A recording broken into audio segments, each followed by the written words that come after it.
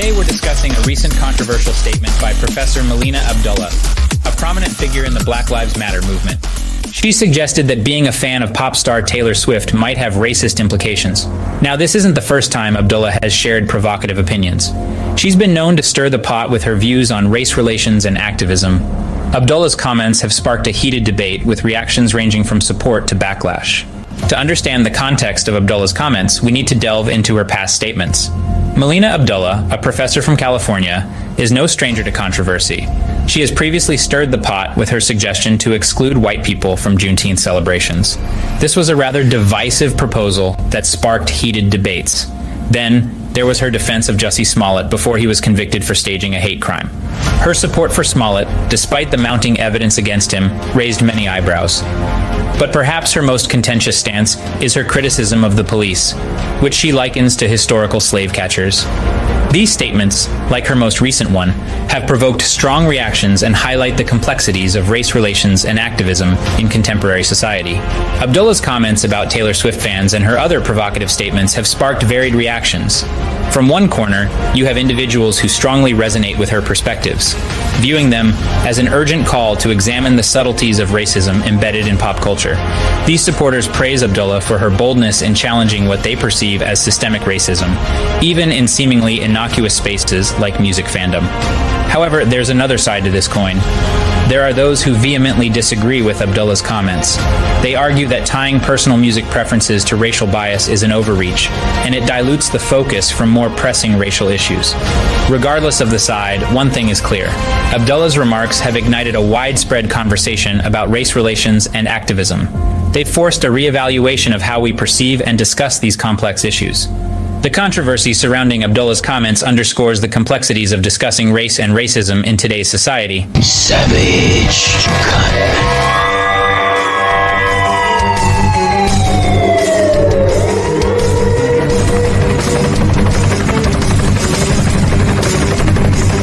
Real talk, no filter on Savaged Unfiltered. Savaged. Alrighty, guys. I want to discuss this issue here that seems to be trending on social media, right? We have a woman that you just heard in the video as we opened up the show. The Abdul, right? I don't even want to say the last name because I know I'm already going to butcher it. But there seems to be an issue from Black Lives Matter, okay, with white supremacy, right? They're throwing that out left and right out the window to America here with white supremacy. Now, this is not the first time we've heard, controversy from, Black Lives Matter and through, other groups in that area, right? Now, stating this, okay, because I want to read a little bit off of what I seen earlier this morning on Breitbart News. The latest Superbowl win, right? If anybody paid attention to the Kansas City Chiefs and the San Francisco 49ers, right? The latest win coming out of the Chiefs. Now, this is coming from a professor, folks. A college professor is now stating that, and you can't make this up, guys. If you want to look at the article, we'll leave in the show notes here on our audio platforms and including our Rumble page as well as X here. Right on Breitbart. The article's right there for you to read. Literally trending on Breitbart as well as X here. Professor now stating that the Super Bowl win for the Chiefs is considered white supremacy and it's slightly racist. if you are a Taylor Swift fan. So all the Swifties out there, if you are a Swiftie fan of Taylor Swift, you're considered racist. Get those peanuts, huh, folks? Now, I want to read more about this, but before I do, folks, I do want to get an add-in to one of our sponsors here on the show, HelloFresh. That's right, guys. They've been sponsoring us now for, what's shaky about? Maybe going on 2 weeks now. So thank you very much, HelloFresh. Big hat tip to you guys. America's #1 meal kit, guys. That's right. They are known for it. Scan this QR code, guys, and you are going to experience America's freshest ingredients under this company of their umbrella, HelloFresh. Amazing products, guys, on their website. From produce to meats to just about everything, guys, will be delivered to your doorstep. The number one meal kit in America. I love them. HelloFresh, love you guys. Back to the show. I wanna get into this unhinged professor, which is a Pan-African study coming out of Cal State University out of Los Angeles, has proclaimed that the Kansas City Chiefs Super Bowl win is an example, a large example from him as white supremacy. How is that considered white supremacy? I have to ask that question. I mean, seriously, folks. I know our country is backwards with culture and everything. We're seeing that left and right. But how in the hell is a Super Bowl win? It doesn't matter if the Kansas City Chiefs won or the San Francisco 49ers. How is that considered white supremacy? And how being a Taylor Swift fan is slightly racist? Folks, this shit is like literally stupid. Stupid. I mean, things that you just want to go like, huh? Right? So I'm reading more about this here. And it said an X post, which is going viral now on the platform, by Melina Abdul, or Abadale, right? I told you, I'm going to try her last name. I butchered it. I know that. Whose real name is Melina Rachel Riaman? Riaman? Is that how you say it, Shaky? Right? Is she slightly embarrassed by her real name? That she can't give out her real name, which is Melina Rachel? Why aren't you using your real name? She must be embarrassed. Troubled childhood. Just assumptions, right, Shaky? Just assumptions. I mean, so she writes this. That the Super Bowl 58 win into a racist conspiracy theory, which also not only Breitbart picked up this article, but as well as the New York Post reported this as well, too. Folks, this is like, what? Come on. Let's read more about this. In an X tweet post, is it an X tweet or is it a post? What do we say now, Shaky? An X post, right? We don't do the tweets anymore because everything is X. So in an X post, she writes this. Why do I feel like this was some right-wing white supremacist conspiracy? Boo. Hashtag Super Bowl. She wrote that, folks, about a week and a half ago on February 11th. Okay. And I'm looking at some of the replies, which stirred up a lot. A lot, folks. I mean, White supremacy.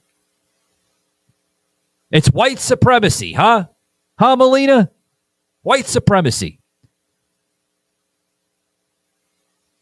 Even though, get this, folks, even though the quarterback is biracial. How's it white supremacy when you have a quarterback, the winning quarterback of that team is biracial? Right? I guess it's not white supremacy, huh, Melina? Oh, boy. It goes on to even saying this, that, now get this, going back to the crank professor, that's claiming this to be more white supremacy, just like Melina, leaves no doubt about how she thinks of herself with her ex bio, saying she is a professor of Pan-African Studies at Cal State, LA. Hashtag a Black Lives Matter organizer of the Pan-Africanist, hip-hop scholar, and daughter of God, womanist, truth teller mama. Oh, boy. Oh, boy. I tell you. You know what the problem is, folks? These people, they live in La La Land, delusional. They are. They're highly, highly delusional. They are so psychotic. They will make up anything, folks, to stir the pot, get some people on the right a little hysterical with the wording. It's going to jump the left. The left are going to jump up in joy. They're going to be like, yeah, Melina. Yeah, you're doing something right. You're doing something right, right? If it doesn't get any worse, folks, you're about to listen to this here. In fact, she is openly admitted to just the point, replying on her ex account and saying, folks think they're attacking me by asking why I think everything is racist. I'm not offended. Virtually everything is racist. Oh, yeah? How is everything racist? So you go from stating all Swiftie fans of Taylor Swift are slightly racist. They're slightly racist. So I guess they're not fully racist, right, Shaky? Oh, boy. Savage.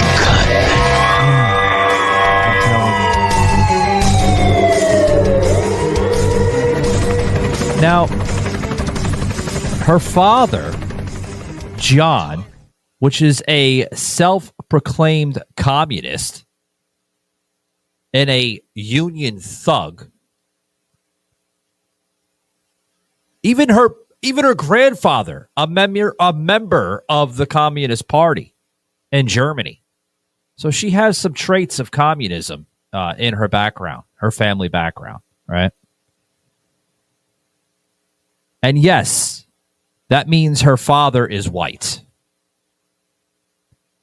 So is your father a white supremacist? Just throwing that out there. Right? Just throwing that out there.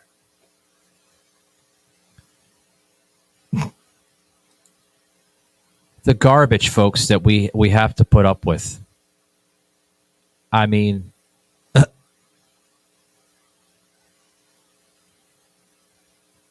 check this clip out, guys. We put a clip in that I want to show you here of just the chaos behind this entire white supremacy crap.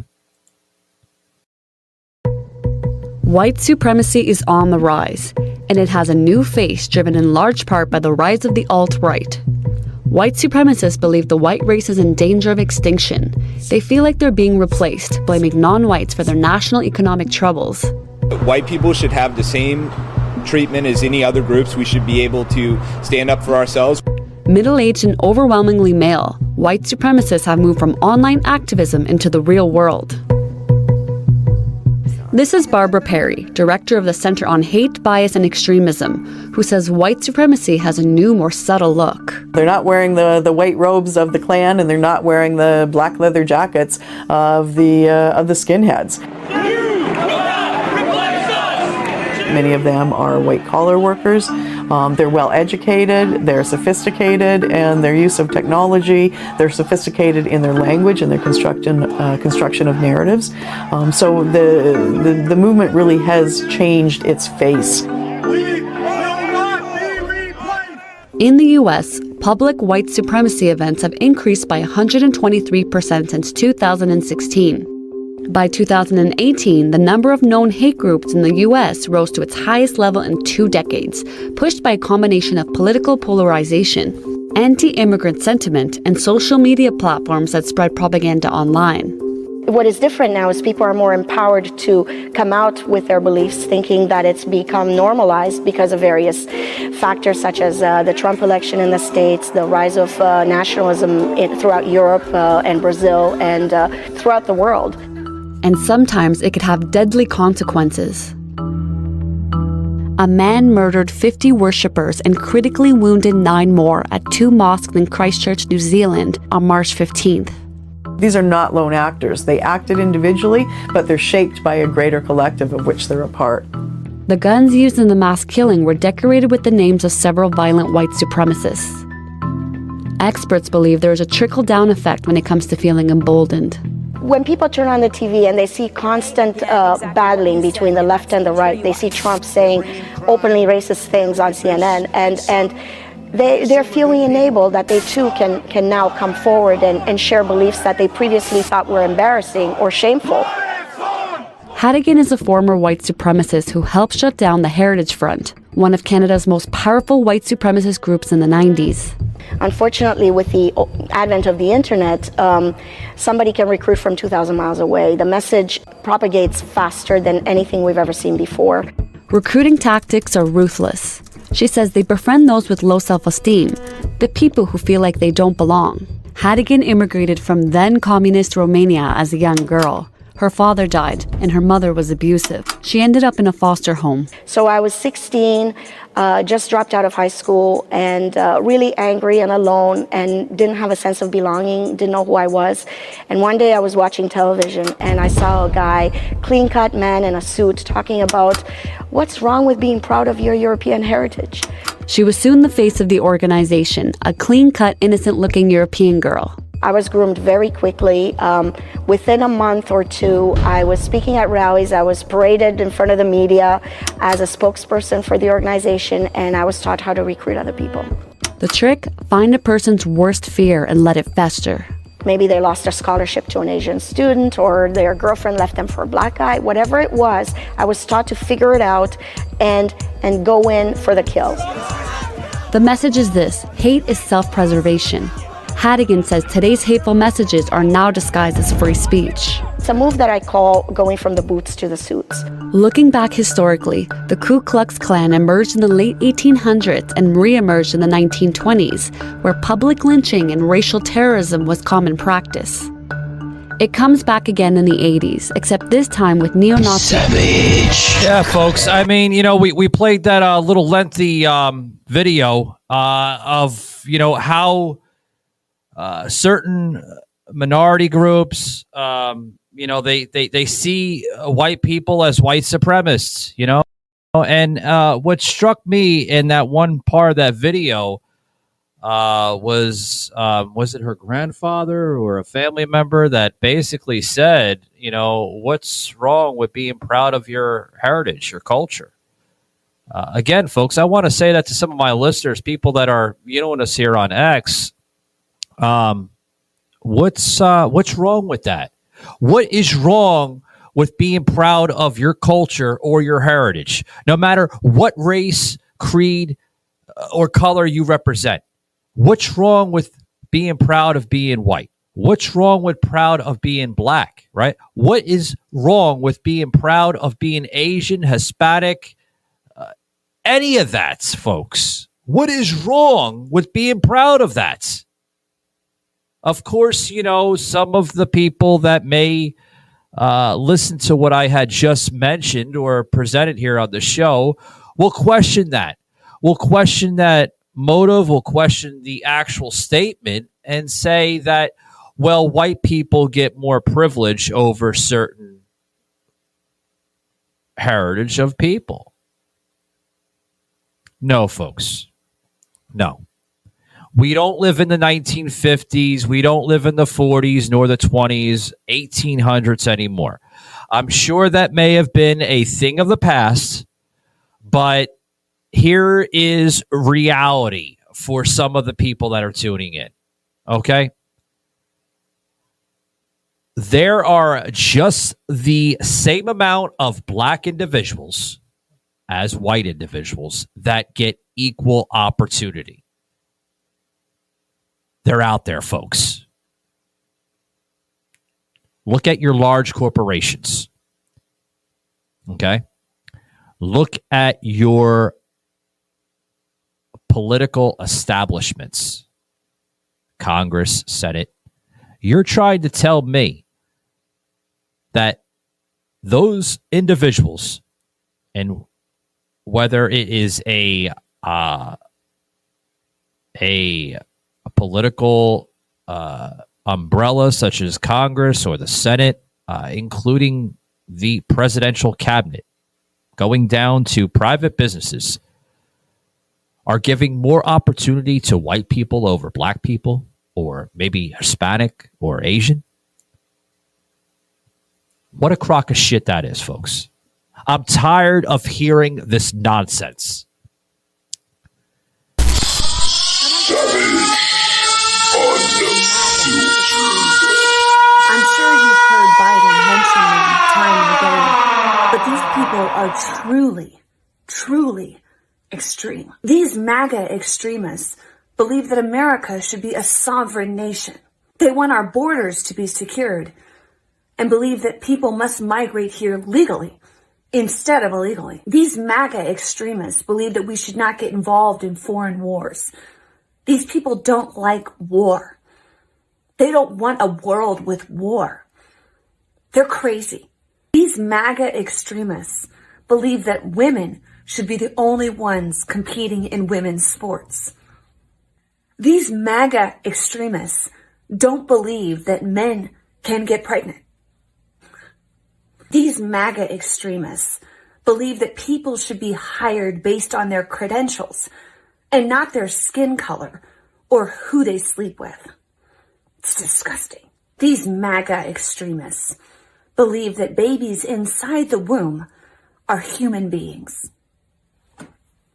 These extremists believe that it's hypocritical to purchase oceanfront property or to fly around on private jets or to own multiple homes if we truly believe in climate change. This is a hard one. But these MAGA extremists also believe that good guys should be allowed to have guns. These extremists want more products made in America. This one just, it gets me. These extremists, they believe that the government should not be able to forcibly inject an individual with something that they don't want in their body. Like, the individual should have a choice or something like that. I don't get it. These MAGA extremists, they want free speech. They want the ability to be able to say whatever they want to say. Like, even mean things. These people are terrifying. Absolutely terrifying. Is this what groups like Black Lives Matter and other hateful groups here in America want to present to the American people? Seriously, ask that question. Because here's my philosophy on it. That is going to create the ultimate divide in this nation. Everybody wants to talk about war and how war does not benefit any country in the world. Let me go back to that. Because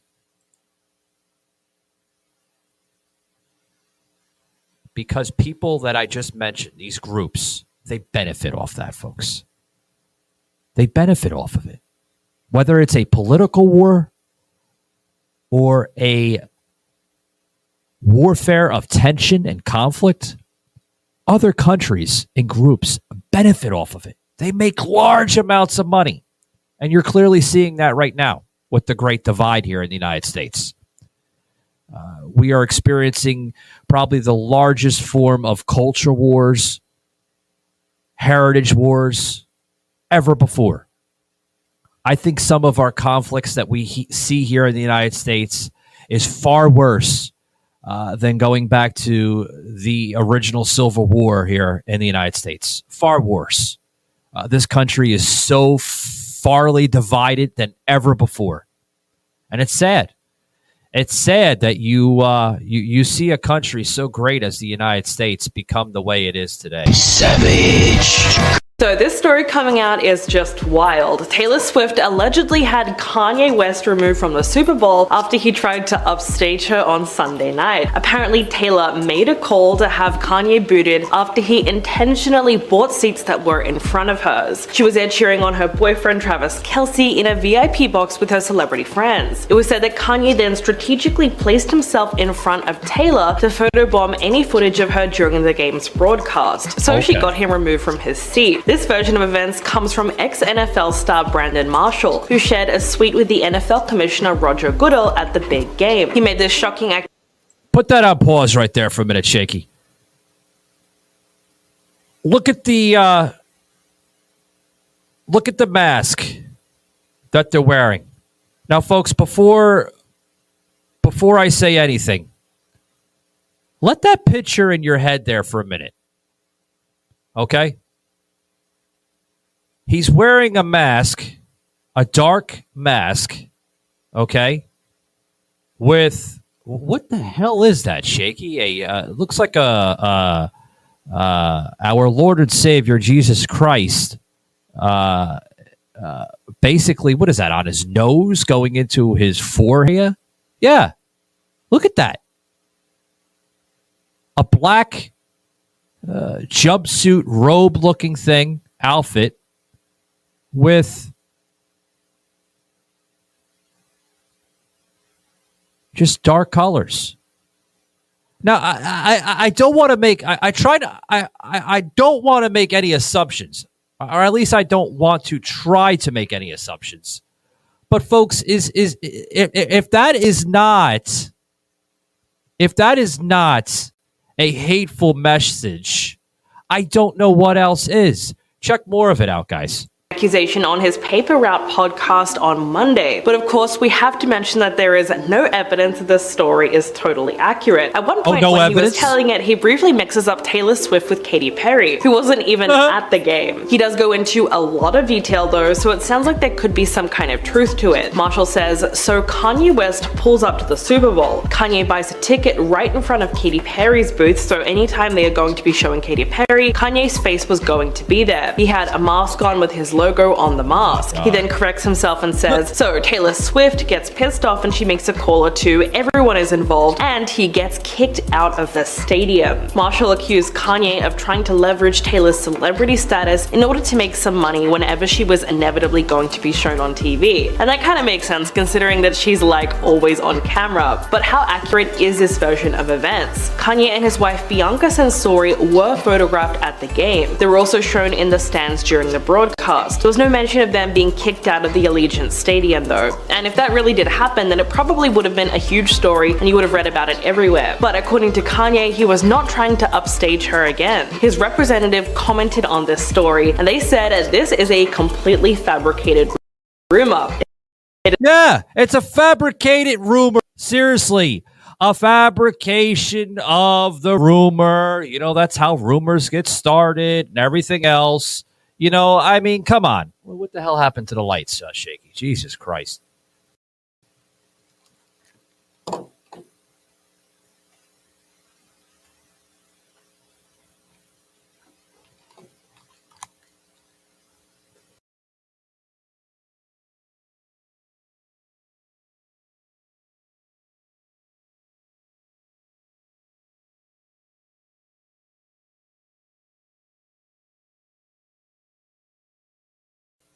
So here's my question on this more here.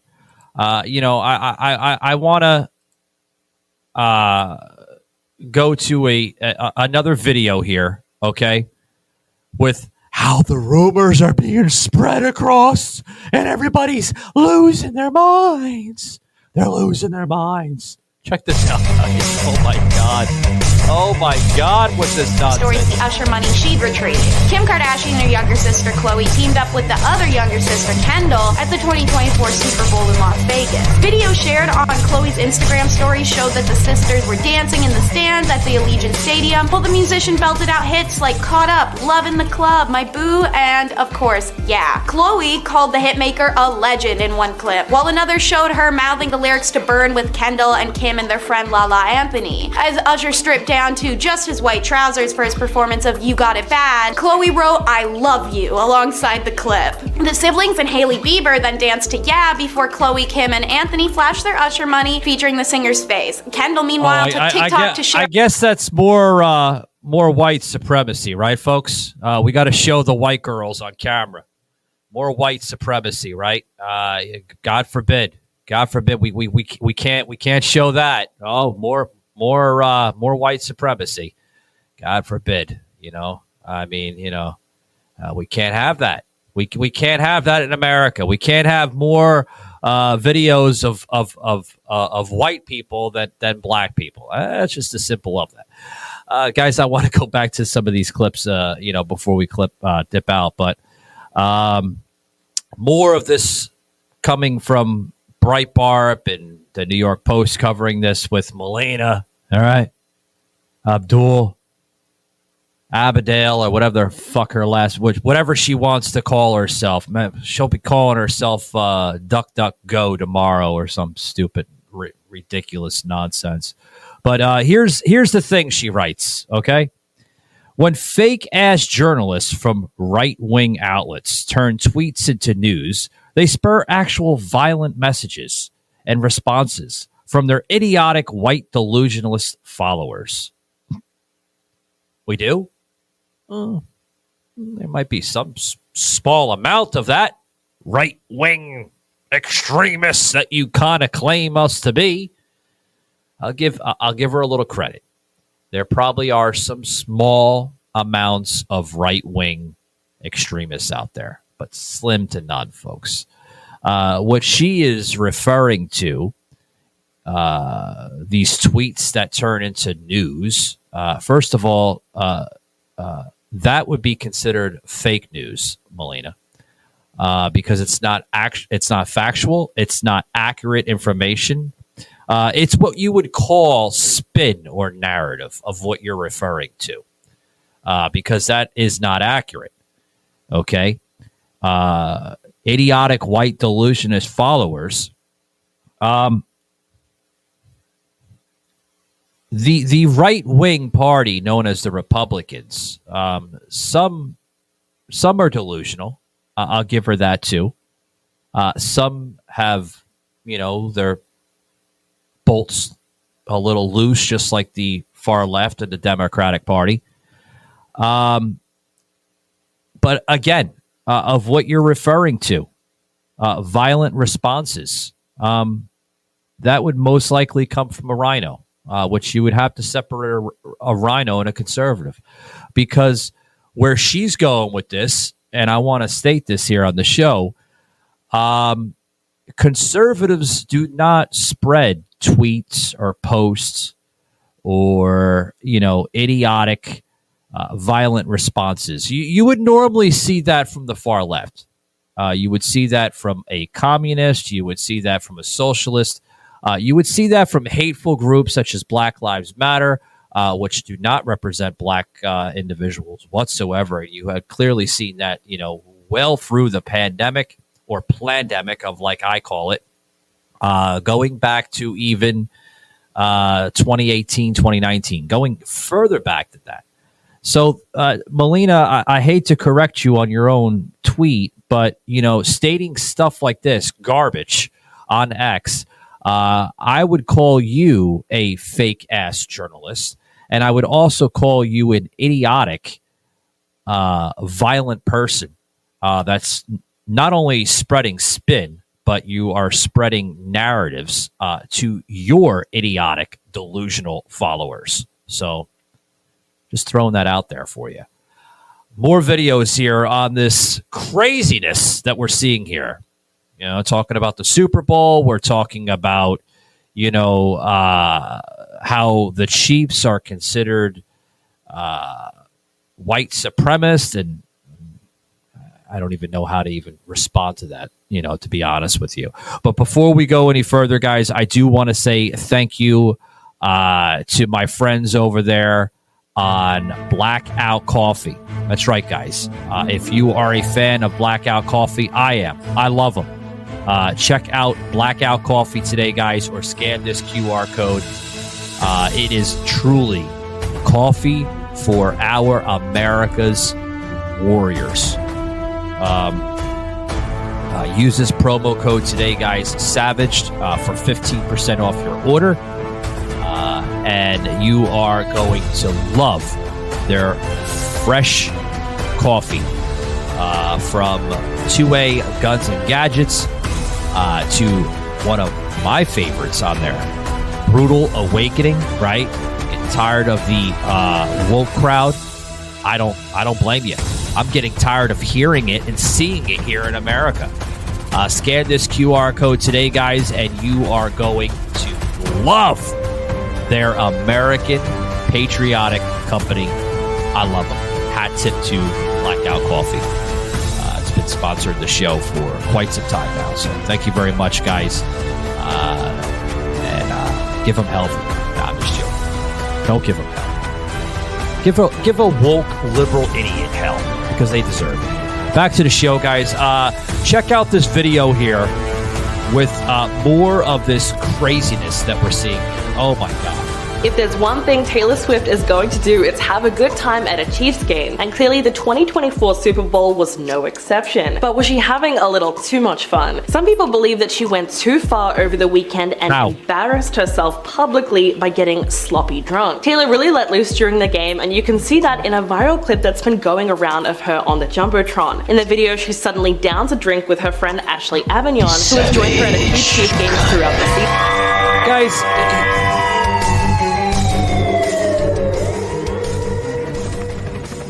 how is... Of course, they're going to throw that in there. Oh, she got sloppy drunk. She embarrassed herself. Can we talk? Right? Like Joan Rivers would say.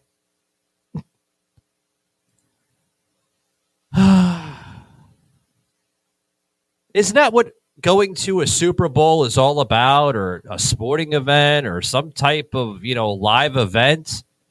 Is that what it's all about? Having fun? Drinking with your friends, having some hot dogs and some stadium food there. That's what it's all about, is it not? But God forbid, you can't say that to the liberal media, like this idiot we showed. Oh, she got sloppy drunk. She embarrassed herself. Oh, did you ever embarrass yourself at an event or some type of social gathering? Oh, you're perfect, right? Oh. I guarantee this woman that I plugged in, for the course of the show, okay, which made no point whatsoever in any of her videos. She's a perfect person. She doesn't get sloppy drunk with her friends.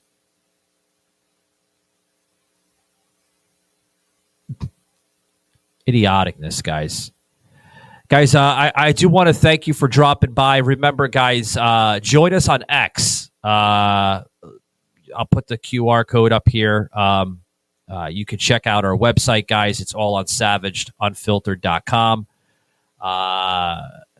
Going back to X, all our snippets, guys, can be found on X, our live snippets throughout the broadcast and program here, including a lot of our content can be also found on our new website, savagedunfiltered.com. I highly suggest you check it out. All our video and audio programs are on there, whether it's on Spotify, iHeart, Apple, Pandora, Audible, including Rumble and X for all our video formats. So highly suggest you check out that. Scan the QR code. All the information will be found on the website at savagedunfiltered.com. And guys, I'm gonna get you guys out of here because I know you got shit to do. And I will see you later. Remember, guys, be savage, not average. Take it easy, guys.